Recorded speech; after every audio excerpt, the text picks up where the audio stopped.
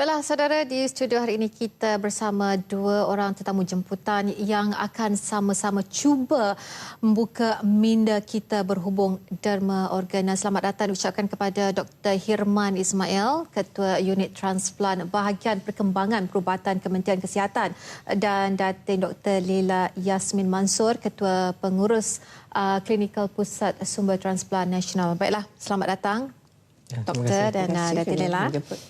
Ya, sebelum kita berbicara dengan lebih mendalam mengenai tajuk hari ini, derma organ, dan tadi kita sama-sama menyaksikan klip video kanak-kanak. Jadi, apa pendapat doktor dan Datin sendiri? Sebab saya sendiri pun masa pertama kali saya melihatnya bukan agak menyentuh perasaan. Jadi, sedikit komen. Memang mengharukan. Ini daripada seorang yang menunggu, memang mengharapkan. Tetapi bagi saya juga, bagi mereka yang memberi, saya juga memang terharu dengan bila ada kematian dan keluarga sanggup reda mengenangi ataupun mengingati orang lain dan sanggup memberi. Kedua-duanya memang mengharu perasaan kami. Dan doktor sendiri? Doktor yang mungkin setiap hari menghadapi pesakit ataupun pesakit yang menunggu para penderma itu sendiri. Kalau kita tengok visual tadi, kita dapat lihat antara kesengsaraan mereka yang buta ataupun yang mengalami penyakit mata. Tapi banyak lagi pesakit lain selain daripada mata tu yang memerlukan organ ataupun tisu ni. Dan antara yang paling ramai yang menunggu adalah pesakit buah pinggang. Dan kesengsaraan mereka juga dapat dirasakan kerana kalau kita lihat mereka yang mengalami penyakit kegagalan fungsi buah pinggang ini, mereka terpaksa mengalami dialisis dan sebagainya. Ini menyusahkan keadaan hidup mereka dan merupakan satu penderitaan bukan sahaja kepada pesakit itu sendiri tapi juga kepada ahli keluarga mereka. Jadi kalau perkara ini dapat diselesaikan dengan rawatan transplant, sudah tentu kualiti hidup kehidupan seseorang pesakit itu akan bertambah baik. Tadi kita ada saksikan statistik sehingga Februari tahun ini. Mungkin doktor sendiri ada statistik terbaru tentang orang yang menunggu penderma organ itu sendiri. Yang menunggu penderma organ sebenarnya lebih kurang yang diperkatakan tidak banyak perbezaan je. 18,641 orang menunggu dan kebanyakan mereka adalah pesakit buah pinggang lah. Dan untuk mereka yang telah berikrar untuk menerima organ itu tadi disebutkan 247, tapi kita dapat lihat peningkatan itu secara berterusan setiap bulan. Dan mahbahas ini kita ada lebih kurang 252,000 orang yang telah berdaftar sebagai penerima organ di Malaysia ini. Tapi jumlah itu walaupun meningkat dari tahun ke setahun, ia hanya mewakili 0.8% daripada keseluruhan jumlah populasi Malaysia ni. Sebab kita ada 29 hingga 30 juta orang di Malaysia. Tapi kita kena ingat yang berdaftar ni ialah berdaftar untuk menderma selepas kematian. Jadi tak semestinya mereka yang akan menderma sekarang. Apa yang kita nak ialah sekurang-kurangnya seperti di negara lain macam negara England di mana 30% daripada penduduk mereka telah berdaftar. Jadi kalau ada kematian, kita tahu mereka ni yang mungkin dah berdaftar ni meninggal. Sebab sekarang ni kebanyakan daripada penderma kami yang telah menderma selepas kematian tidak membawa kad.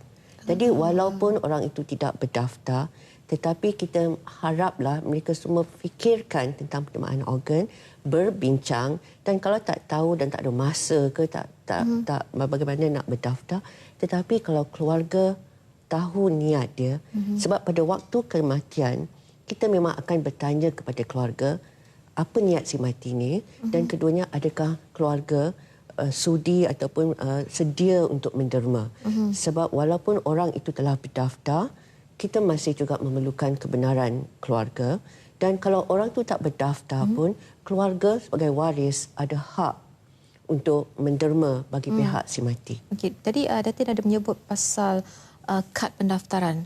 Tun, saya ingin sedikit perincian pada Datin sendiri bahawa sekiranya seorang itu telah mendaftar sebagai penderma tanpa memberitahu keluarganya, adakah pendermaan itu boleh dilakukan ataupun memerlukan kertas kerja ataupun kebenaran dari pihak yang lain? Kita masih lagi mengikut perundangan memerlukan kebenaran daripada pihak waris atau keluarga. Jadi walaupun orang itu telah berdaftar, kita masih lagi memerlukan signature daripada keluarga. Jadi sebab tu kita kata kalau nak berikrar, mesti berbincang dengan keluarga. Sekurang-kurangnya beritahulah niat tu kepada keluarga. Dan kalau orang tu tak berdaftar pun, seperti saya kata tadi, pihak keluarga pun ada hak untuk menderma atas bagi pihak si mati. Okay. Jadi dan kebanyakan kurang daripada 20% daripada penderma kami yang sekarang ni yang telah menderma selepas kematian sebenarnya yang memegang kad. Sebab kurang hanya 0.8% saja yang berdaftar. Jadi bila ada kematian, berapa kerat sajalah yang bawa kad tu. Okay. Saya tambah tadi perundangan yang dirujuk oleh Dr. Lela tadi adalah Akta Tisu Manusia 1974, Human Tissues Act 1974, yang memerlukan kita mengambil kebenaran daripada ahli keluarga, bukan berdasarkan sahaja kepada pengikrar tersebutlah. Okey. Jadi dan ini adalah pendermaan selepas kematian. Okay. Tidak melibatkan pendermaan hidup. Jadi apa perbezaan derma organ selepas dengan sebelum? Dia punya, mungkin orang di luar sana ingin mengetahui prosedur ataupun cara-cara sebenarnya sebelum kita berbincang mengenai lanjut. Kalau pendermaan sewaktu hidup hanya berapa organ saja yang boleh didermakan. Sebab kita ada 2 buah pinggang, kita boleh dermakan 1 tanpa menjejas kesihatan kita. Dan kita hanya perlu 1 saja. Dan kita boleh juga bagi sebahagian daripada hati kita sewaktu kita hidup untuk diberikan kepada mereka yang memerlukan. Tapi kalau seseorang itu telah meninggal dunia, dan apa yang kita kata meninggal dunia ni, meninggal dunia secara mati otak. Secara mati otak maknanya dia dah meninggal dunia, dia dah mati, tetapi sebab otaknya mati, tetapi buat seketika jantungnya masih lagi berdegup sebab dia masih lagi diberi mesin pernafasan. Okay? Jadi akhirnya jantung tu akan berhenti. Tapi buat seketika masih lagi ada pengaliran darah, ada jegupan jantung. Orang itu boleh menderma berbagai organ. Bukan saja buah pinggang, 2 buah pinggang, hati, paru-paru, jantung dan juga tisu-tisu seperti mata, injap jantung dan tulang dan kulit. Kalau orang tu mati secara bagaimana kita tahu kita mati, iaitu jantung dah berhenti, tidak ada pengaliran darah, organ-organ dalaman ini tak dapat didermakan sebab dia tak boleh lagi berfungsi. Okay? Tetapi tisu-tisu seperti mata, injap jantung, kulit dan tulang masih lagi boleh didermakan berjam-jam selepas jantung itu berhenti. Okay? Jadi kalau kita nak menderma sewaktu hidup, pendermaan hanya di Malaysia ni kita buat di kalangan keluarga sahaja, keluarga terdekat, sebab kita tak maulah terjadi perkara-perkara yang tak baik seperti berjual beli ataupun masalah penindasan, orang ambil organ dengan paksaan. Jadi kita ambil pendermaan sewaktu hidup dari kalangan keluarga, di mana bila seorang itu memerlukan organ, dia dah dilihat oleh pakar-pakar dan memang menyatakan sememangnya dia memerlukan transplant, umpamanya buah pinggang. Kita akan tengok di kalangan keluarga, adakah sesiapa yang sesuai. Dia mestilah sesuai mengikut aliran darah, darah type dan juga tisu matching, dan penderma itu juga mestilah dalam keadaan yang kesihatan yang baik. Dan semua ujian akan dilakukan untuk memastikan yang memang orang ini tidak ada masalah dengan pendermaan supaya tidak terjejas nyawa dia. Dan dia akan buat operation, dan operation itu boleh dibuat bila-bila masa. Okay? Bila sesuai dan memang outcome dia bagus. Okay? Kalau pendermaan, kalau orang tidak ada penderma dari kalangan keluarga, dan dia akan masuk di dalam waiting list untuk penderma kadaverik dan penderma selepas kematian. Jadi dia kena tunggulah, dan ini dia kena tunggu mengikut giliran.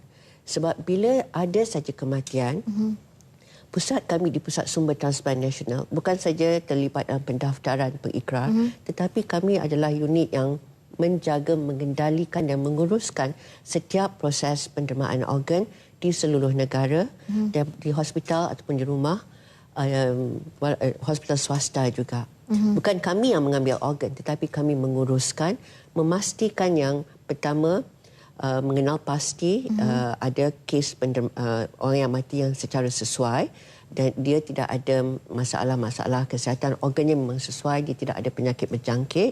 Kita pastikan bila orang tu dah mati otak, organnya memang dah nak rosak. Kita cuba lengahkan tu supaya kita mendapat organ masih lagi dalam keadaan yang elok. Sementara kita mendapatkan kebenaran dari keluarga, kita akan bercakap, berbincang dengan keluarga, nak beri peluang kepada keluarga untuk fikirkan apa niat si mati. Dan kita juga berjanji kepada keluarga yang pendermaan ini akan dijalankan sebaik boleh, bukan saja untuk memanfaatkan seramai pesakit dengan outcome yang baik, tetapi juga ianya adalah mengikut kehendak si mati dan kita mengambil prihatin tentang perasaan keluarga. Jadi bila kita dapat rujukan daripada hospital, mungkin hospital swasta, hospital kerajaan, ada kes yang sesuai, mereka akan panggil kami dan kami akan berbincang dengan tim-tim, ada pasukan yang telah ditubuhkan di hospital-hospital ini yang dipanggil top team yang mengenal pasti kes ni. Dan kita akan berbincang juga dengan pihak resipien iaitu IJN untuk jantung dan IPR paru-paru, mungkin selayang untuk hati, HKL untuk buah pinggang. Dan kita akan kata kita ada kes pendermaan yang potensi, yang sesuai. Dan kalau mereka ada penerima yang matching. Dan kita akan aturkan semua yang perlu dilakukan sehinggalah bila keluarga dah beri kebenaran dan kalau itu kes aksiden pula kemalangan jalan raya, dia memerlukan bukan saja kebenaran keluarga tetapi juga clearance daripada polis, forensik dan juga kebenaran bertulis daripada pihak magistrat. Ini adalah diperlukan dalam perundangan. Dan bila semua ni dah disediakan, pesakit penderma itu masih lagi diberi sokongan. Kita memastikan organ itu masih lagi dalam keadaan yang elok. Dan bila penerima pun dah dia bawa ke tempat transplant dan menunggu, barulah kita membuat proses pendermaan. Pihak kami akan mengatur semua logistik untuk membawa pasukan-pasukan dari IJN untuk mengambil jantung dan paru-paru, daripada selayang untuk mengambil hati, buah pinggang umpamanya atau tim yang mengambil mata, akan dibawa secepat mungkin menggunakan commercial flight atau TUDM atau army punya ataupun bomber punya, sebab kita kena bawa pasukan ini secepat mungkin kepada pihak penderma di mana penderma berada, menjalankan pendermaan itu dan membawa organ itu secepat mungkin. Sebab organ ni bila dah dikeluarkan, dia mesti ditransplant. Sebab bila jantung dan paru-paru dikeluarkan, dia mesti ditransplantkan dalam masa 4 hingga 6 jam. Tapi dalam masa 4 hingga... Dalam hati 12 jam dan buah pinggang 24 jam. Okey. Jadi Datin ada menyebut bahawa perundangan memerlukan kebenaran dan sebagainya, dan Datin ada menyebut jangka masa mungkin paling minimum 4 jam. Jadi adakah dalam masa 4 jam tu kita boleh memperolehi semua kertas kerja ataupun kebenaran semua tersebut? Kertas kerja, semua yang perlu dilakukan sebelum kita buat proses pembedahan. Sebab itu bila keluarga kata mereka nak cepat, ini satu daripada isu, sebab concern kebimbangan keluarga, adakah ini akan melewatkan pengkemudian. Kita akan percepatkan, kita buat tu secepat mungkin. Jadi apabila kita dah dapat saja kebenaran, kita dan penerima dah dibawa ke tempat masing-masing, kita akan terus buatkan pembedahan ini. Pembedahan ini akan mengambil lebih kurang antara 3 hingga 5 atau 8 jam. Tengok apa organ yang diambil. Lagi banyak organ, lagi mengambil masa yang lama. Tetapi kita beritahu pada keluarga, kalau kita nak derma ni, kita nak derma dengan outcome yang sebaik boleh. Dan juga kita nak tentukan kita jahit dengan baik-baik. Jadi kita boleh pulangkan jenazah tu dalam keadaan yang baik, yang sempurna. Kalau keluarga tak dapat, katalah keluarga tu nak cepat, jadi kita tengoklah apa organ yang paling mustahak yang dapat didermakan, kita ambil itu saja. Yang lain itu kita tak ambil. Okey, baiklah Datin, doktor, kita akan berhenti berehat sebentar dan kita akan bertemu lagi selepas ini.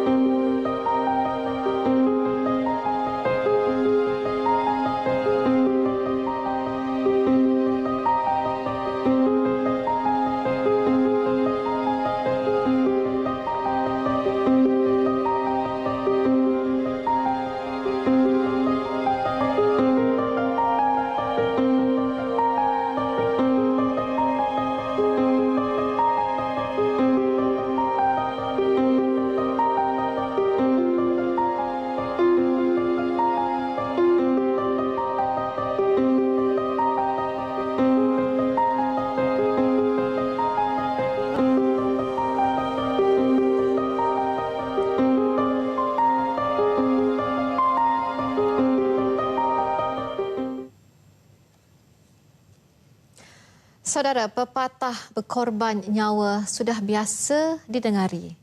Namun bagaimana dengan berkongsi organ? Ramai yang memberi reaksi hairan, malah ada pihak yang memandang sepi kepentingan berkongsi atau menderma organ. Dan ini antara kisahnya. Pada tahun 1999, Wan Muhammad Hafizam Wan Ismail, 34 tahun, mendermakan sebahagian hatinya untuk menyelamatkan nyawa seorang kanak-kanak walaupun tiada sebarang ikatan persaudaraan. Ternyata keputusan Hafizam menderma sebahagian hatinya kepada adik Muhammad Afiq Ikmal Muhammad Zaini memberi sinar baru kepada keluarga Afiq. Muhammad Afiq yang menderita penyakit hati telah menjalani pemindahan hati ketika berusia 14 bulan di sebuah pusat perubatan swasta. Bagaimanapun, setelah 15 tahun menjalani pemindahan hati, Muhammad Afiq dikesan semakin lemah selepas pulang menunaikan umrah Februari lalu.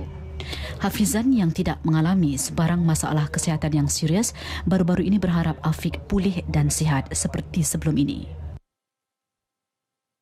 Lain pula kisah penderma jantung pertama, Nur Muhammad Sahiduzaman, yang menderma jantungnya kepada adik Ti Huyi, sudah meninggal dunia pada September 2012. Bagi kedua ibu bapa Nur Muhammad, mereka lebih berbangga kerana bukan sahaja jantung, malah 6 organ anaknya iaitu paru-paru, hati, 2 buah pinggang dan 2 kornea turut didermakan selepas anaknya itu disahkan mati otak akibat kemalangan sekitar 2007. Yusuf Hassan dan isterinya Safia Hamzah menerima dengan tenang dan diberi kekuatan menerima ketentuan takdir sehingga seluruh anggota keluarganya mendaftar sebagai penderma organ. Ini pula kisah yang berlaku pada Disember 2008. Esther Lim Joy Earn, satu-satunya anak perempuan pasangan Claire George, 32, dan ayahnya Lim Heng Sing, 56 tahun. Adik Esther yang menemui penciptanya sewaktu bercuti bersama keluarga bersempena Christmas di Karambunai, Sabah, disahkan mati otak setelah mengalami ketumbuhan otak di tahap kritikal sehingga berlaku pendarahan dalaman.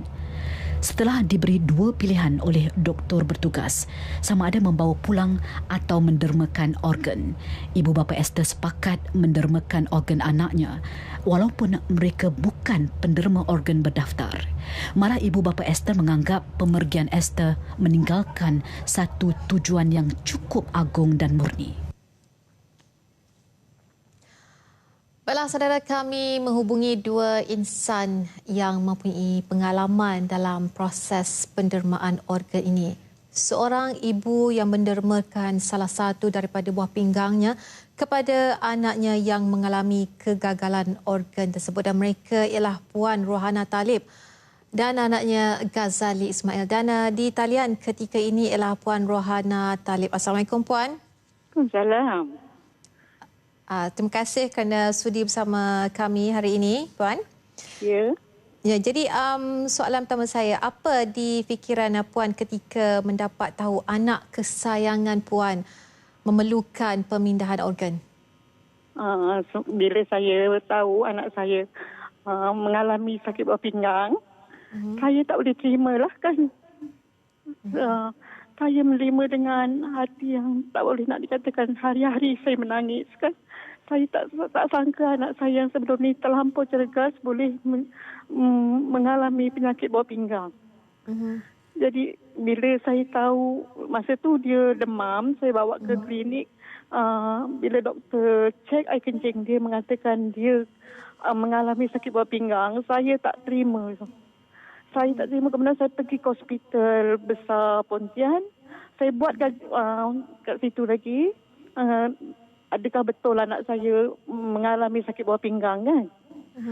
Kat situ masih lagi mengatakan. Saya tak terima juga. Saya hari-hari menangis. Kemudian saya pergi hemopati. Saya bawa lagi. Saya nak pastikan betul ke anak saya yang sesehat ini sebelum ni boleh mengalami sakit buah pinggang kan? Sampai ke hemopati pun keputusan yang saya terima masih sama, mengatakan anak saya mengalami sakit buah pinggang.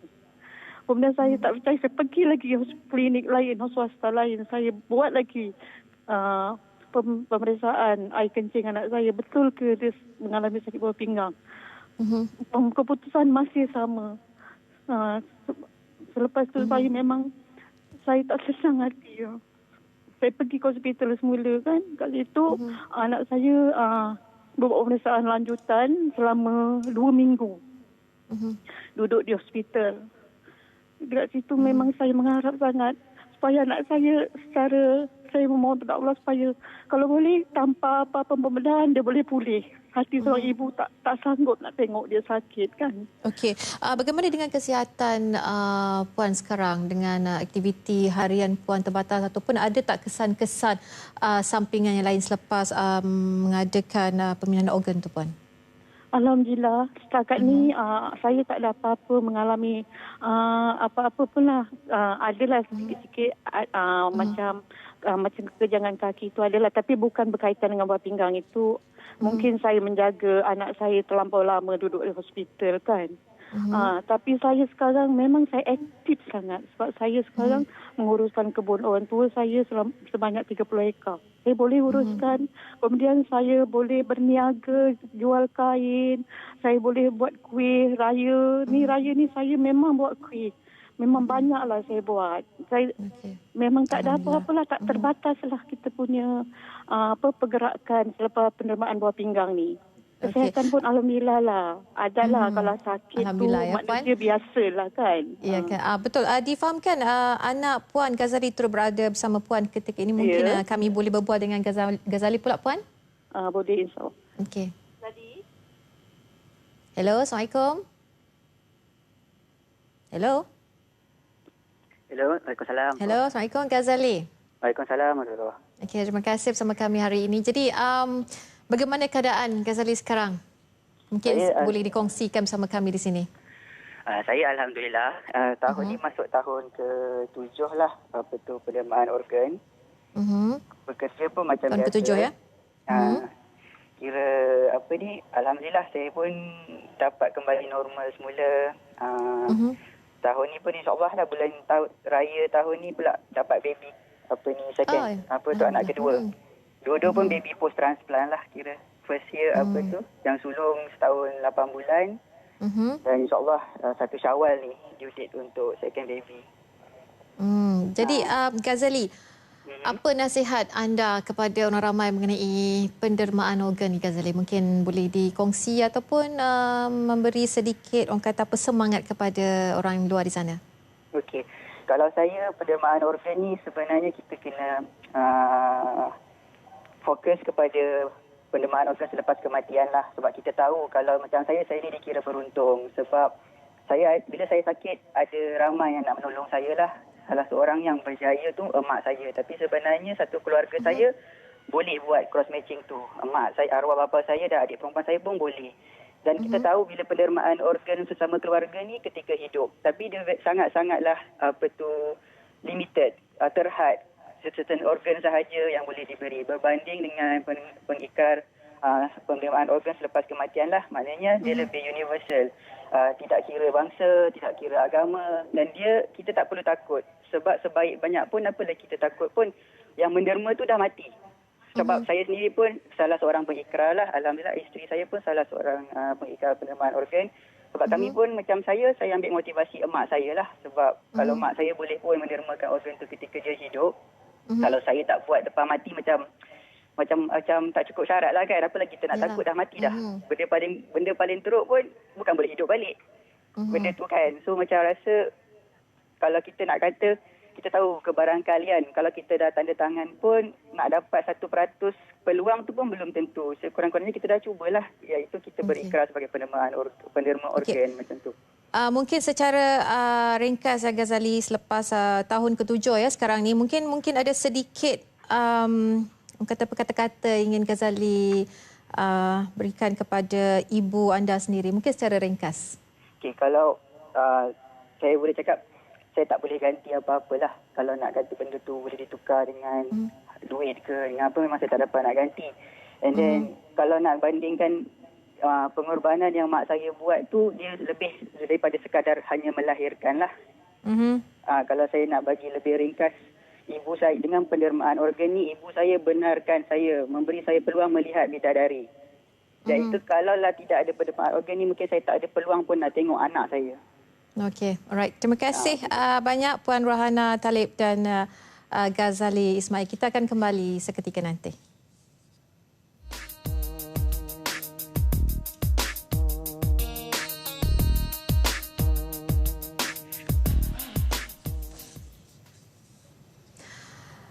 Satu lagi kekangan masyarakat terutama umat Islam mengenai derma organ adalah kejahilan berhubung hukum serta stigma masyarakat. Dan untuk itu kita menghubungi Ustaz Mazlan Abdullah,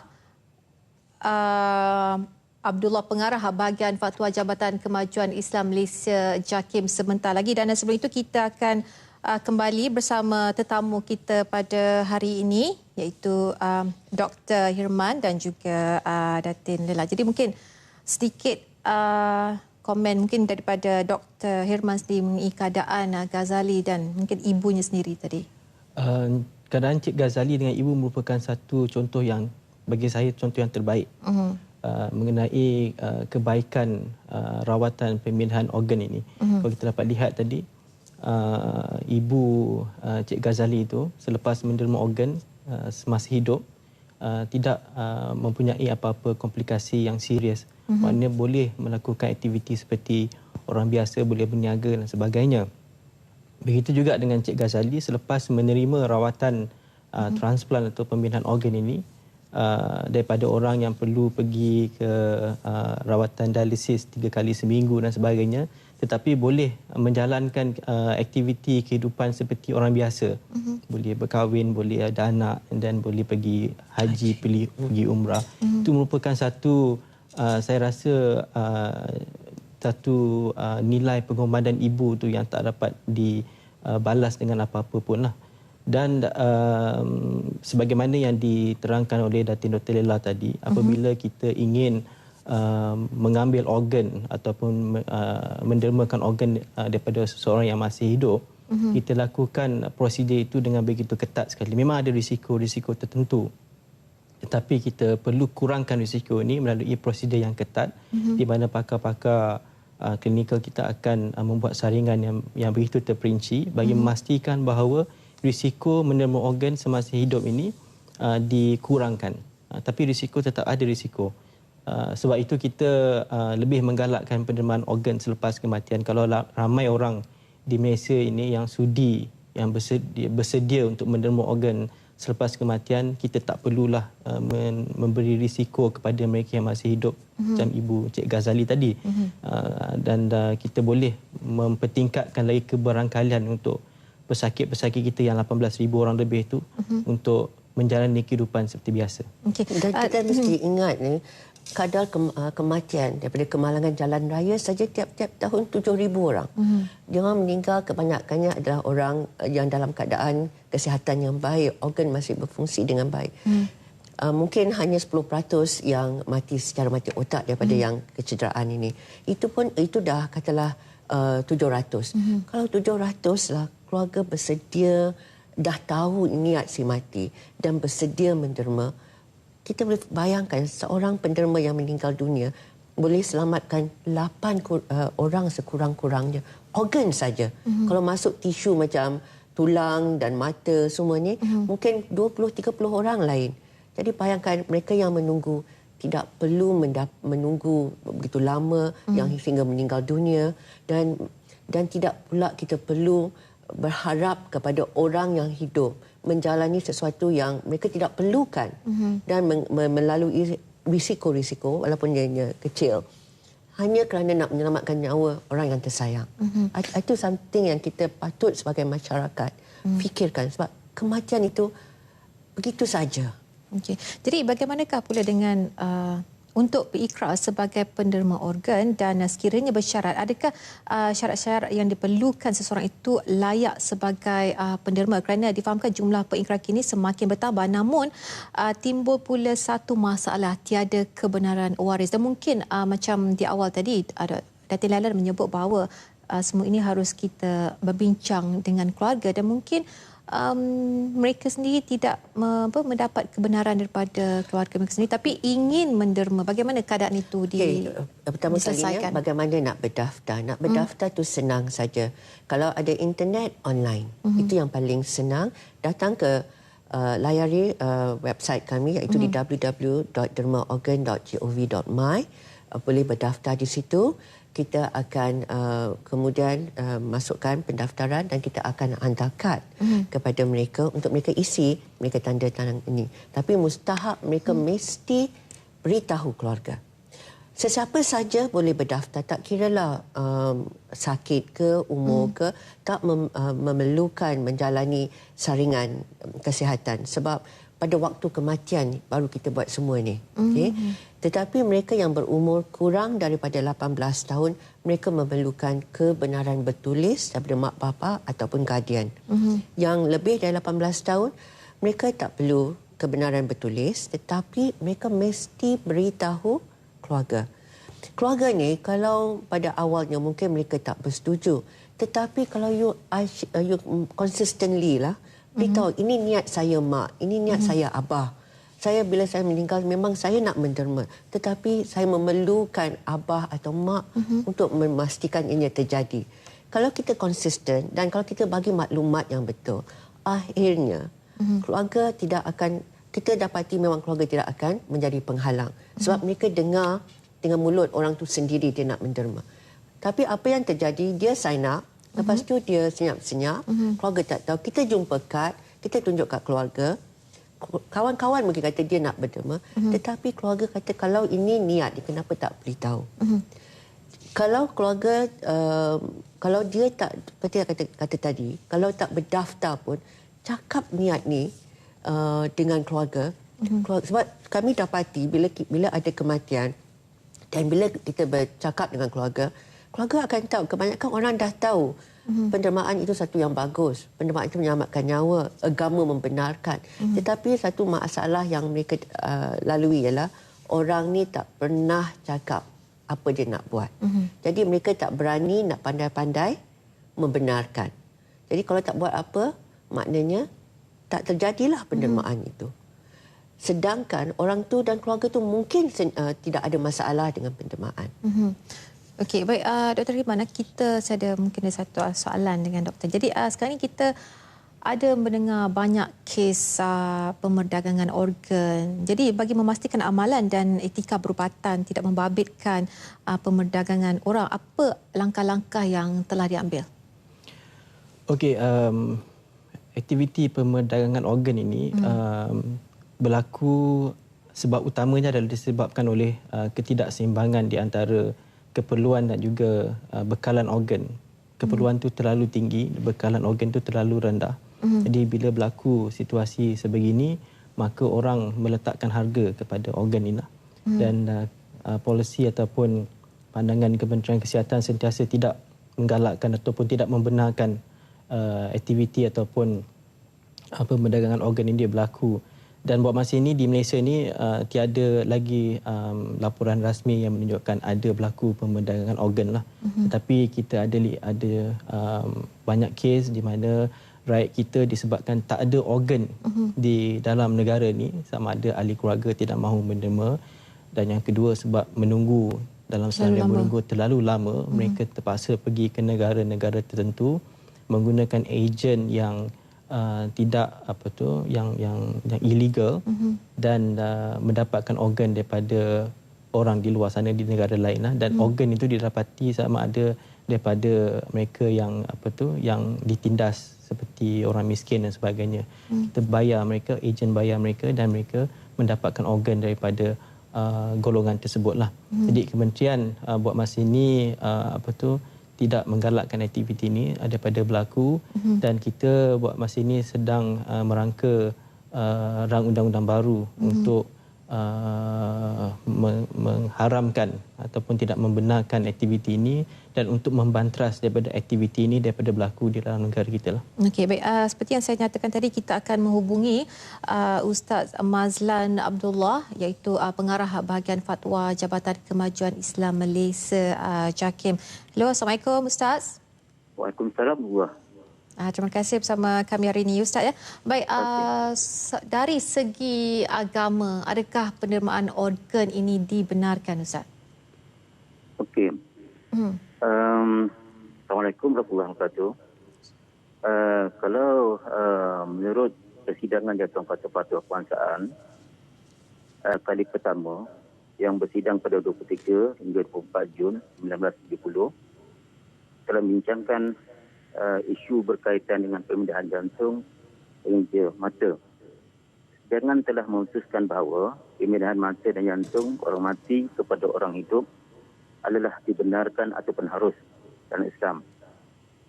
Jadi tak timbul soal tak nak derma kan. Jadi sebab benda ini telah pun difatwakan harus oleh Jabatan Fatwa Kebangsaan. Itu boleh diharuskanlah sama ada untuk orang Islam kepada orang bukan Islam dan sebaliknya. Dari segi agamanya juga Ustaz, siapa yang boleh mendermakan organ ni? Okey. Kalau dari segi agama, yang paling afdal lah daripada keturunan keluarga sendirilah ya. Artinya kalau ada bapa anak dia bermasalah segi ginjal ataupun buah pinggang ataupun buah pinggang kan. Kalau rosak maknanya bapa boleh derma kepada anak. Itu yang afdal lah. Kemudian boleh juga dermakan kepada orang selain daripada keluarga. Artinya dalam agama kita sendiri. Dan begitu juga kalau keperluan tersebut mendesak, artinya tidak ada lain cara kecuali dengan cara pemindahan tersebut boleh menyelamatkan nyawa penerimanya, bergantung pada anggota ataupun organ yang kita dermakan tadi. Jadi itu perlu dipahami cara menyeluruh kan. Okey, jadi syarat-syarat yang perlu dipatuhi, mungkin Ustaz boleh memperjelaskan syarat-syarat agar penonton di luar sana lebih memahami tentang pendermaan organ ni. Okey, hukum harus menerima dan juga memindahkan organ tertakluk kepada beberapa syarat dan juga prinsip selaras dengan kehendak syariat Islam. Antaranya seperti pertama, ya, ia tidak menyebabkan penderma menanggung kemudaratan atas dirinya seperti mati atau cacat selepas hilang anggota berkenaan. Contohnya kalau dia dermakan kedua-dua buah pinggang, menyebabkan dia gagal untuk berfungsi lah di kehidupan. Begitu juga kalau dia dermakan dia punya hati menyebabkan dia pun mati. Itu maknanya dia pun matikan. Artinya memudaratkan dia. Dalam sebuah hadis Rasulullah SAW ada mengatakan la dirar wala darar. Artinya tidak boleh memudaratkan diri sendiri dan tidak boleh memudaratkan orang lain. Artinya penderma dan juga penerima mesti dalam keadaan yang baiklah. Artinya tidak memudaratkan. Itu pertama. Manakala yang kedua, pemilihan berkenaan berlaku dengan izin penerima tersebut.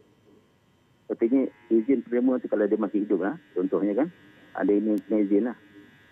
Mana contoh yang berlaku di kalangan masyarakat kita pada hari ini, di mana seorang pelajar tahfiz mati kemalangan. Kemudian disebabkan oleh kerana ada postmortem, ketika itu mak pelajar tahfiz tersebut telah menermakan organ yang diperlukan oleh seorang pesakit yang tidak ada di HCL, Hospital Kuala Lumpur, iaitulah buah pinggang, setahu saya.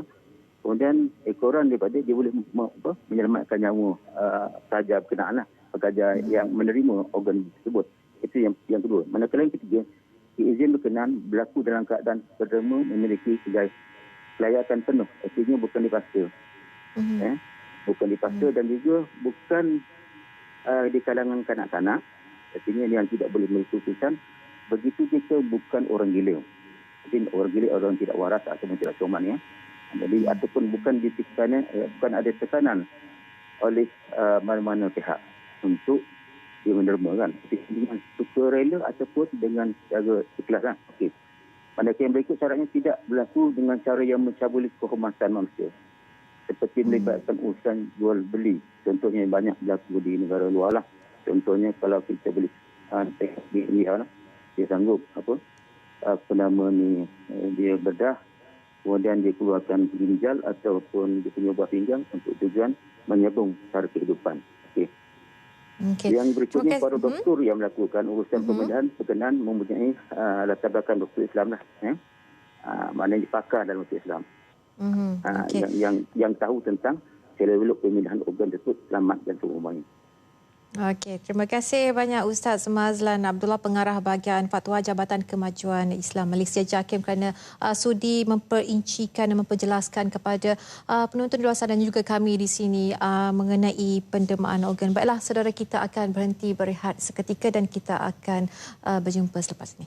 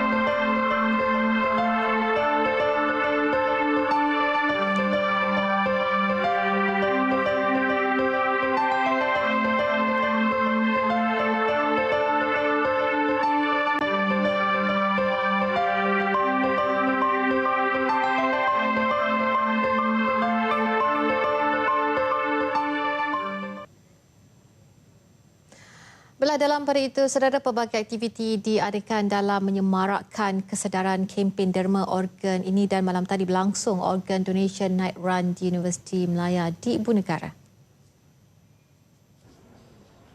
Pengerusi penganjurnya Dr. Hirman Ismail berkata rata-rata masyarakat sedar kepentingan menderma organ, namun kurangnya kefahaman mengakibatkan mereka sangsi melakukannya. Buat masa ini kita ada lebih kurang daripada 18,000 orang yang sedang menunggu untuk mendapatkan organ, Dan kebanyakan pesakit adalah pesakit yang mengalami kegagalan fungsi buah pinggang. Maknanya mereka kebanyakan mengalami ataupun menjalani rawatan dialisis, sama ada hemodialisis ataupun peritoneal dialisis. Dan jumlah ni kalau kita lihat makin lama makin meningkat. Jadi dari segi keperluan tu memang akan ada, dan jumlah pesakit yang mengalami kegagalan buah pinggang pun semakin lama semakin meningkat. Sebab itu penting untuk menderma organ ini bagi menyelamatkan nyawa dan juga bagi mempertingkatkan kualiti hidup seseorang pesakit. Mana-mana pembedahan pun dia ada risiko. Okey, tiada pembedahan yang kita boleh kata tak ada risiko. Tapi risiko dia dalam kadar rendah. Tapi jika kita beri penjelasan yang khusus dan jelas kepada mereka bagaimana proses itu dijalankan, mengapa ia perlu dilakukan, untuk apa, sekurang-kurangnya dia boleh memberi atau mencetuskan kesedaran dan mereka akan berfikir bahawa ini satu perkara yang sangat positif. Jadi takut itu adalah satu tabu yang saya rasa masyarakat pada hari ini agak matang. Mereka boleh berfikir. Kalau mereka takut, saya rasa kita tidak boleh paksa. Tetapi masih ada masyarakat di luar sana yang tahu bahawa perkara ini sangat baik. Sementara itu, masyarakat yang ditemui menyokong usaha memperkasakan lagi kempen derma organ. Kita berlari sihat kan. So mungkin satu hari nanti kita tak ada, kita dermakanlah organ tu. Sebab kita tahu kita sihat. So orang lain boleh gunalah. Pendermaan organ ni bermula dengan daripada hati kita sendiri secara jujur, ikhlas, dan saya juga ingin membantu kepada yang memerlukan. Kempen ni sangat membantu untuk orang yang menghadapi masalah organ semua. Lepas tu kempen ni harap-harap dapat membantu orang yang menghadapi semua masalah organ semua ni. Itu terpulang pada individu lah. Kan? Dia nak derma ke atau tidak. Kan? Tapi benda derma organ ni bagus lah. Yang mana orang yang nak pakai organ-organ yang diperlukan tu, bagus lah. Saya satu kempen yang baguslah untuk kesedaran kepada rakyat, untuk bantu orang yang memerlukan organ-organ yang penting tu lah. Jadi kesedaran yang di kerajaan bagi itu memang baguslah untuk rakyat sambut pendermaan organ tu. Penting juga sebab apa? Ini benda kalau kita bagi kepada orang tu, mungkin dia lagi sukalah. Itulah saya kalau boleh bagilah ni benda kepada organ untuk orang lain. Boleh bantu orang lain. Baiklah saudara, anda masih lagi bersama kami dan juga ditemani oleh Dr. Hirman Ismail, Ketua Unit Transplant Bahagian Perkembangan Perubatan Kementerian Kesihatan, dan Datin Dr. Lila Yasmin Mansur, Ketua Pengurus Klinikal Pusat Sumber Transplant Nasional. Baiklah, Doktor, saya ingin bertanyakan, mungkin ada di luar sana yang mungkin ingin menjadi penderma organ, yang ingin berikrar menjadi penderma organ. Jadi semasa sebagai pengikrar pendermaan organ, adakah rawatan mereka ini di hospital akan terjejas? Rawatan seperti biasa, rawatan mungkin sakit luar ataupun sebagainya? Kalau setelah berikrar? Setelah berikrar. Setelah berikrar tidak ada implikasi apa-apa pun. Kalau kita dah berikrar, kalau kita memerlukan rawatan di hospital, akan diberikan seperti biasa. Tak ada perbezaan selepas ataupun sebelum kita telah mendaftar lah. Dan kita tidak meletakkan syarat apa-apa kalau orang nak mendaftar, kerana kesesuaian sama ada kita boleh menderma organ atau tidak bergantung kepada keadaan semasa kita telah meninggal dunia. Maknanya tak ada syarat sama ada tak ada penyakit apa-apa ke, tak ada syarat apa-apa, just boleh berdaftar, kita akan terima kad berikrar derma organ. Sebenarnya kita tak pun cakap pasal pendermaan organ, kita tak fikir pun tentang pendermaan organ, sehingga kalau kita akan buat semua untuk menyelamatkan nyawa orang itu, tetapi bila orang itu meninggal, kita pihak hospital akan bertanya kepada keluarga. Itu yang penting. Jadi mungkin kamera boleh close up sedikit kad terbaru, ataupun kad mungkin daripada sini boleh lihat, ataupun mungkin boleh di laman di web mungkin ada kad-kad yang ini contoh kad yang saya sudah berikrar itu kad di visual, kad penderma. Itu kad lama. Itu kad lama Okey. Mungkin kita akan lihat di web-web yang kita akan lihat. Jadi pendaftaran adalah secara percuma. Percuma Okey, mungkin secara ringkas sedikit dari Datin Lila dan juga Dr. nasihat kepada ataupun sedikit motivasi kepada orang di luar sana, orang ramai yang mungkin ingin memberi atau berikrar sebagai penderma organ. Okey, pertama kali saya nak cakapkan yang kenapa orang tak nak menderma atau tak nak ni fikirkan tentang pendermaan sebab mereka takut. Takut sebab ini adalah satu perkara mungkin ganjil bagi mereka, ia melibatkan kematian. Tetapi kita seperti Rasulullah katakan, kita mesti bersedia hidup seperti kita akan hidup selamanya, tetapi bersedia mungkin kita akan mati besok. Jadi sekarang ni apa yang saya nak sarankan kepada masyarakat semua, fikirkan sama ada nak derma tak derma itu hak sebagai individu, tetapi dapatkan maklumat yang betul, fikirkan, kemudian bincangkanlah di semua tahap, di sekolah ke, di universiti ke, di depan TV ke, atau masa waktu makan. Sebab dengan cara bercakap tentang ni, barulah perasaan takut itu akan hilang. Dan kemudian, kalau you rasa ini adalah sesuatu yang you boleh buat, beritahu kepada seramai orang yang boleh.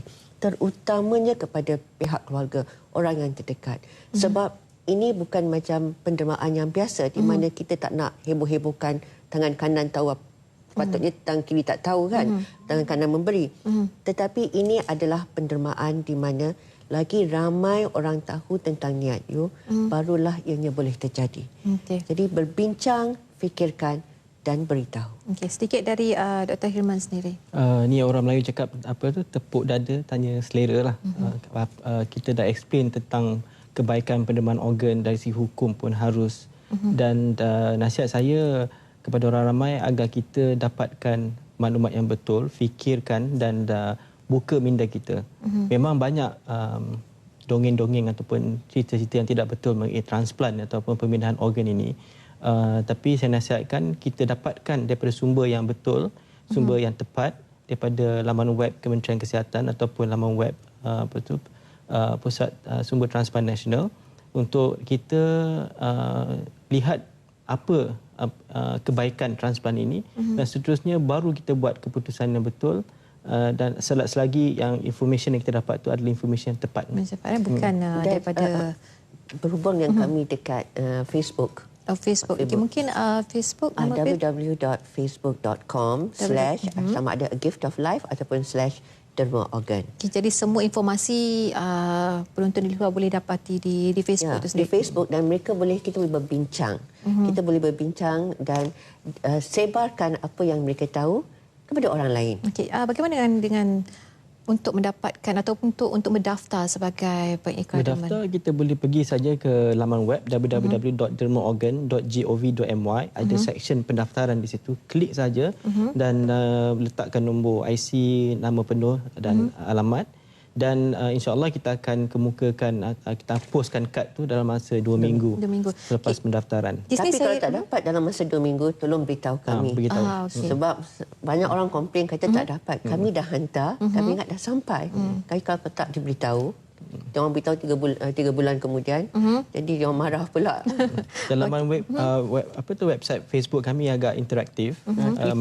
Twitter pun interaktif. Kita ada pegawai yang in charge. Facebook tu sentiasa 24 jam dan kita boleh respon dengan cepat, insya-Allah. Ataupun kalau dia orang tak ada internet, tak savvy ke, boleh telefon kami di Pusat Sumber Transplant Nasional. Ada toll free line 1-800-889080 ataupun pergi ke mana hospital-hospital berdekatan. Sekarang ni hospital kerajaan memang ada, hospital swasta pun dah mula membuat, sebab sekarang ni dikatakan pendermaan organ itu adalah hak pesakit. Baiklah, terima kasih banyak kepada Dr. Hirman Ismail dan juga Datin Dr. Lila Yasmin kerana sudi bersama kami. Baiklah, saudara, segala penerangan telah diberikan secara terperinci dan terpulang kepada anda semua untuk memikirkan adakah pendermaan organ ini baik atau tidak. Dengan itu, setakat ini saja dari saya. Assalamualaikum dan salam satu Malaysia.